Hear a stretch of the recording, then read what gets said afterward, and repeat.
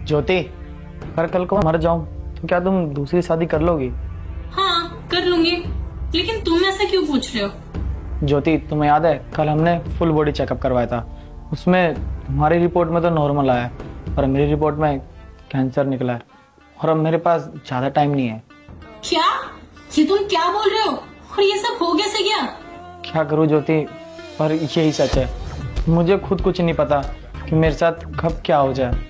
तो यार इसका कुछ हो तो सकता होगा, कोई इलाज या कोई ट्रीटमेंट? नहीं ज्योति, अब कुछ नहीं हो सकता और मेरे पास टाइम भी बहुत कम है। अभी तो मैंने तुमसे पूछा था कि तुम दूसरी शादी कर लोगी। ऑब्वियसली यार, मैं दूसरी शादी कर लूंगी। और अभी हमारी शादी को टाइम ही कितना हुआ है? मेरी तो पूरी जिंदगी पड़ी हुई है। तुम तो मर जाओगे, पर मैं कैसे रहूंगी अकेले? मुझे तो शादी करनी पड़ेगी ना। ज्योति, तुम्हें याद है कि तुमने मुझसे क्या कहा था कि तुम सिर्फ और सिर्फ मुझसे प्यार करती हो और मेरे साथ ना जिंदगी भर नहीं छोड़ोगी। और अब जब मैं मरने वाला हूँ तो तुम मेरे साथ ऐसा कर रही हो। अरे रिक्की, ये तुम क्या बोल रहे हो? एक बार तुम खुद ही सोच के देखो, हमारी शादी को वक्त ही कितना हुआ है और अभी मेरी एज ही क्या है? मैं 21 साल की हूँ। मेरी पूरी जिंदगी पड़ी हुई है और मैं नहीं चाहती कि मैं पूरी जिंदगी तुम्हारी विधवा बन के गुजारूं। और अब तुम मर जाओगे तो मैं कोई अच्छा सा लड़का देख के दूसरी शादी कर लूंगी, क्योंकि मुझे अपने ड्रीम पूरे करने हैं। अभी पूरी जिंदगी पड़ी हुई है, सारी दुनिया घूमनी है मुझे। मैं तुम्हारी विधवा बन के पूरी जिंदगी नहीं रह सकती। तो बस मैंने सोच लिया है, मैं पूरी जिंदगी तुम्हारी विधवा बन के नहीं रह सकती। मुझे अपनी जिंदगी जीनी है। चलो अच्छा ज्योति, मुझे तुम्हारी ना आज सोच पता चल गई। मेरे मरने के बाद तुम क्या करोगी? अच्छा चलो ठीक है, तुम ये बताओ कि मेरे मरने के बाद तुम रहोगी कहाँ पे? क्या मतलब कहाँ रहूंगी? तुम्हारे मरने के बाद ये घर तो खाली हो जाएगा, तो इसी घर में रहूंगी। और वैसे भी तुम्हारे मरने के बाद ये प्रॉपर्टी तो मेरे नाम हो जाएगी, तो मैं इसी घर में रहूंगी।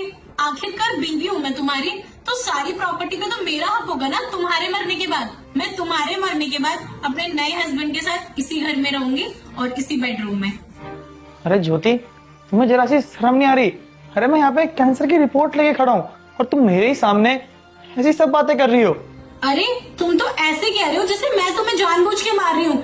अगर तुम्हें इतना ही शौक है तो तुम रहो जिंदा, मैं रह लूंगी तुम्हारे साथ। मुझे कोई प्रॉब्लम नहीं है तुम्हारे साथ रहने में। अच्छा, तो मतलब तुम्हें बिल्कुल भी फर्क नहीं पड़ता कि मैं मरूं या फिर जीऊं? फर्क पड़ने से क्या होगा रिक्की? होगा तो वही ना। और वैसे भी अगर मैं बोलूंगी तुम जिंदा रहो, तो तुम कौन सा जिंदा रहोगे? जो लिखा है होगा तो वही ना। फर्क फर्क तो तुम्हें पड़ेगा ज्योति, जब तुम्हें सच्चाई का पता चलेगा। सच्चाई? कैसी सच्चाई? यही कि मेरी रिपोर्ट तो बिल्कुल ठीक आई है, कैंसर तो आया है लेकिन मेरी रिपोर्ट में नहीं, तुम्हारी रिपोर्ट में। और कैंसर मुझे नहीं ज्योति, कैंसर तुम्हें है। क्या? ये रिक्की तुम क्या कह रहे हो? कह दो रिक्की, ये मजाक है ना? मैं कोई ज्योति मजाक नहीं कर रहा। जो मैंने पहले बोला था वो मजाक था, जो अब बोला है ये सच है। रिक्की, ये तुम मजाक कर रहे हो? यहाँ मुझे इतनी बड़ी बीमारी हुई है और तुम यहाँ मेरे सामने खड़े होकर मजाक कर रहे हो मुझसे? तो इसमें फर्क क्या पड़ना? कुछ टाइम बाद तो तुम मर ही जाओगी और मैं भी दूसरी शादी कर लूंगा और तुम्हें पता है इसी घर में रहूंगा, इसी अपने बेडरूम में। रिक्की तुम क्या बातें कर रहे हो? यहाँ मैं मरने वाली हूँ और तुम्हें दूसरी शादी की पड़ी हुई है। ज्योति, इसमें गलत बात क्या है? तुमने भी तो अभी थोड़ी देर पहले यही कहा था कि मेरे मरने के बाद तुम दूसरी शादी कर लोगी। और मैं भी यही कह रहा हूँ, मैं कोई गलत तो नहीं कह रहा ना?